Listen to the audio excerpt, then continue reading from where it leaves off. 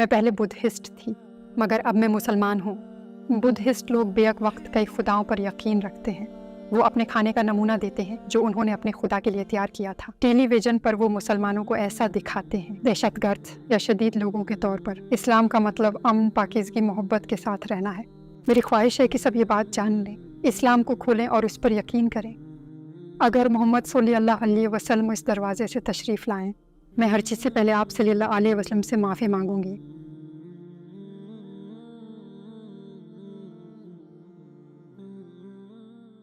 کیا آپ ہمیں اپنے متعلق مختصراً بتا سکتی ہیں؟ آداب، آپ کا دن اچھا گزرے۔ میرا نام اینکتویا ہے۔ میں منگولیا میں پیدا ہوئی۔ جب مجھے ایک نئی یونیورسٹی کی تلاش تھی تو مجھے کرغزستان ترکیہ مناس یونیورسٹی ملی۔ وہیں پر میری ملاقات اپنے شوہر سے ہوئی اور اب ہم شادی شدہ ہیں۔ میرے شوہر ترک ہیں۔ میں پہلے بدھسٹ تھی لیکن اب میں نے اسلام قبول کر لیا ہے۔ اب میں ایک مسلمان لڑکی ہوں۔ ایک بدھ مت کس چیز پر یقین رکھتا ہے؟ کیا آپ نے اس کے تقاضے پورے کیے؟ بدھسٹ بیک وقت کئی خداؤں پر یقین رکھتے ہیں۔ وہ اپنے خداؤں کے لیے ہر رات دیے جلاتے ہیں اور اس طرح کر کے انہیں لگتا ہے کہ وہ اپنے گناہوں سے نجات پا رہے ہیں۔ ہر صبح وہ اپنی چائے آسمان یعنی خدا سے شیئر کرتے ہیں اور اپنے کھانے سے تھوڑا کھانا بھی دیتے ہیں اور پھر خداؤں اور ریڈ منٹاس سے دعا مانگتے ہیں۔ بدھ مت کے خدا پر یقین کی کمی یعنی نیکی اور گناہ کے تاثرات کی کمی نے آپ کی زندگی کو کیسے متاثر کیا؟ کیا آپ کو کوئی برا تجربہ یاد ہے؟ بدھزم کے بارے میں مجھے زیادہ بڑی باتیں یاد نہیں، لیکن مجھے یہ یاد ہے کہ وہ بیک وقت کئی خداؤں پر یقین رکھتے ہیں۔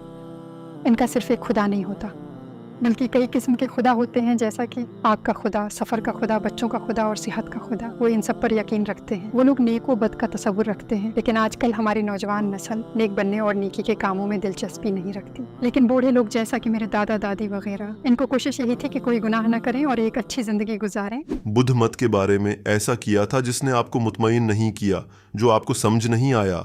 کچھ بزرگ کہتے تھے کہ اچھے لوگ مرنے کے بعد خدا بن جاتے ہیں۔ مجھے اس پر یقین نہیں تھا کیونکہ خدا صرف خدا ہی ہو سکتا ہے، کوئی انسان نہیں۔ یہ ناممکن ہے کیونکہ خدا تو خدا ہوتا ہے جسے بنایا نہیں گیا، جسے پیدا نہیں کیا گیا۔ خدا کے بیوی بچے نہیں ہوتے، وہ آسمان میں رہتا ہے اور ازل سے وہی ہے۔ کیا آپ نے کسی واقعہ یا سوچ کے نتیجے میں سوال کرنا شروع کیا؟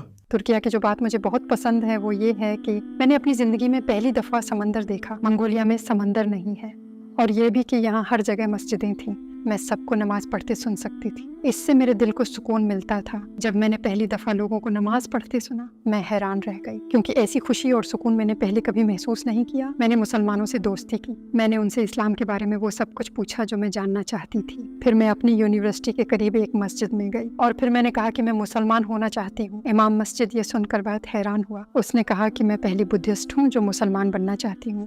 آپ کے اسلام قبول کرنے پر آپ کے رشتہ داروں اور دوستوں کا کیا رد عمل تھا؟ مسلمان ہونے کے بعد میں نے صرف اپنی والدہ کو اطلاع دی اور کسی کو نہیں بتایا۔ کچھ مہینوں بعد میں نے اپنے رشتہ داروں کو بتایا، لیکن ان کو بتاتے ہوئے میں بہت خوفزدہ تھی۔ لیکن میری والدہ نے کہا کہ تم نے یہ قدم اپنے لیے اٹھایا ہے، اگر تم خوش ہو تو ہم بھی اسی میں خوش ہیں۔ ہماری نیک خواہشات تمہارے ساتھ ہیں۔ پچھلی جنوری میں نے اپنے دادا کو اس بارے میں بتایا۔ مجھے لگ رہا تھا کہ وہ خفا ہوں گے، میں ان کو ناراض کر دوں گی۔ جب میں نے انہیں بتایا کہ میں باہر جاتے ہوئے ہمیشہ یہی پہنتی ہوں تو وہ مسکرائے اور کہنے لگے، مجھے بھی تمہاری طرح سر ڈھکنا ہے، چلو مل کر کرتے ہیں اور باہر جاتے ہیں۔ مجھے ان کی اس بات پر بہت ہنسی آئی۔ آپ کی پہلی نماز کیسی تھی؟ آپ کو کیسا محسوس ہوا؟ جب میں نے پہلی دفعہ نماز پڑھی تو مجھے لگا جیسے میں کسی اور دنیا میں آ گئی ہوں۔ مجھے لگا جیسے میں اللہ تعالیٰ کے سامنے بالکل تنہا ہوں، اور میں نے ہر چیز اسی کے در سے مانگی، صرف اسی کے آگے ہاتھ پھیلایا۔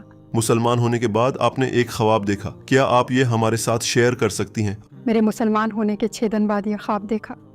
میں نے دیکھا کہ میں ایک ہاسپٹل جیسی جگہ پر ہوں اور ہر کوئی لائن میں کھڑا ہے۔ وہاں 3 سفید دروازے تھے۔ ان میں سے بائیں طرف کے دروازے پر نیلے بیک گراؤنڈ پر گولڈن کلر میں عربی زبان میں قرآن کی پہلی 7 آیات لکھی ہوئی ہیں۔ مجھے محسوس ہوا کہ اللہ تعالیٰ نے یہ پیغام میرے لیے بھیجا ہے، یہ بتانے کے لیے کہ میں نے صحیح راستہ چنا ہے اور یہ میری زندگی کی بہترین چوائس ہے۔ کم از کم مجھے اس پر مکمل یقین ہے۔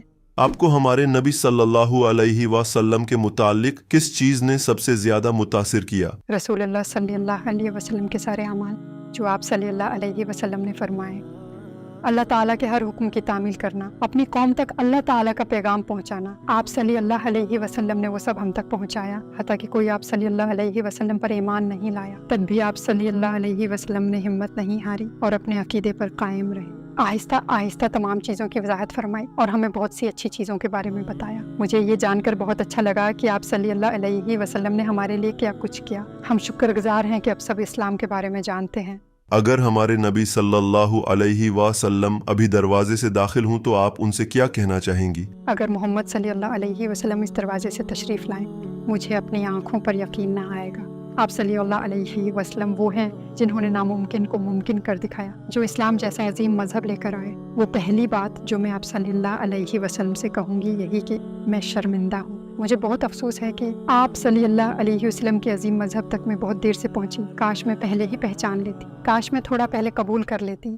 اگر آپ کو غیر مسلموں سے بات کرنے کا موقع ملے تو آپ کیا کہنا چاہیں گی؟ اسلام کا مطلب امن، خلوص اور محبت ہے۔ اگر آپ واقعی اسلام پر یقین رکھتے ہیں، احترام کرتے ہیں اور دل سے چاہتے ہیں تو آپ کو وہ انعام مل جائے گا جس کے لیے اللہ تعالیٰ نے ہمیں بھیجا ہے۔ اس وقت پوری دنیا آپ کو سن رہی ہے، آپ کیا کہنا چاہیں گی؟